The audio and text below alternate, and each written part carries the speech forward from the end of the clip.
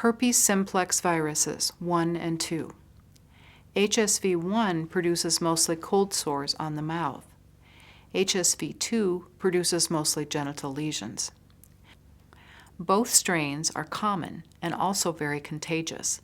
They can be spread when an infected person is producing and shedding the virus. Herpes simplex can be spread through sexual contact, including kissing and any contact with saliva, such as sharing drinks. After outbreaks, both HSV-1 and HSV-2 persist in the body and become latent, hiding from the immune system in the cell bodies of neurons. Some have recurrent outbreaks of their herpes symptoms because the virus becomes active again. HSV is a virus and not a bacteria, so the herpes viruses establish lifelong infections, and the virus cannot be eradicated from the body. Pregnant women with HSV must make sure that there are no outbreaks around the time of birth.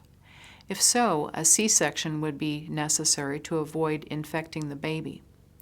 Whichever partner has the herpes virus must be aware when he or she is shedding and more likely to spread the infection. There are antivirals which can reduce this risk. Human papillomavirus, HPV, is estimated to be the most common sexually transmitted infection in the U.S. In the year 2000, there were approximately 6.2 million HPV infections among Americans, and 74% of those occurred to people between the ages of 15 and 24. Papilloma is a tumor or wart projecting from the skin or mucous membranes. Most HPV infections cause no physical symptoms.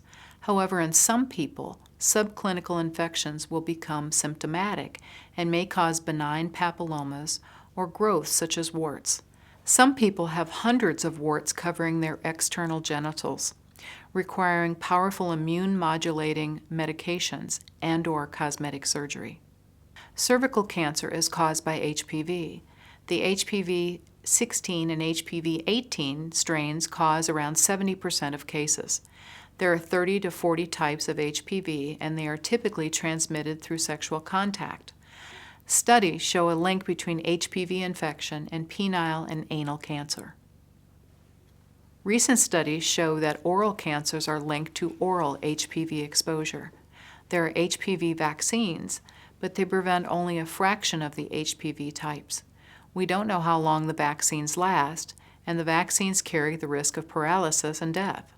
It has been estimated that if a college woman has at least one different partner per year for 4 years, the probability that she will leave college with an HPV infection is greater than 85%. Do condoms completely protect from the HPV virus? No, because the areas around the genitals and the base of the penis and the outer part of the vagina, including the inner thigh, are not covered, thus exposing those areas to the infected person's skin. Most sexually active men and women will probably acquire genital HPV infection at some point in their lives. Human immunodeficiency virus, HIV, causes the acquired immunodeficiency syndrome, AIDS, a condition which causes progressive failure of the immune system. This impacts the body's ability to fight infections and allows life-threatening opportunistic infections and cancers to thrive. Without treatment, the average survival after infection with HIV is estimated at 10 years. Infection can occur by the transfer of blood or semen or vaginal fluid. Many people do not develop symptoms after getting infected with HIV. Others have only a flu-like illness for several days, and these symptoms usually disappear on their own within a few weeks. However, after the initial infection, although one may have no symptoms, the progression of the disease continues for up to 10 years. During this period, the virus continues to multiply actively and infects and kills the cells of the immune system. Our immune system allows us to fight against bacteria, viruses, and other infections. Currently, there is no cure for HIV/AIDS. Antiretroviral therapies have brought renewed hope for many people living with HIV. However, they do not offer a cure, and they may cause many side effects. If someone has 3 sex partners in his or her life, and that person's partner has also had 3 sex partners, then there is an exposure to 7 other persons' STI risk. And what about the person who has had 8 partners? That's over 250 exposures to STIs. Our culture tells us that multiple sex partners isn't a big deal, but statistics say otherwise.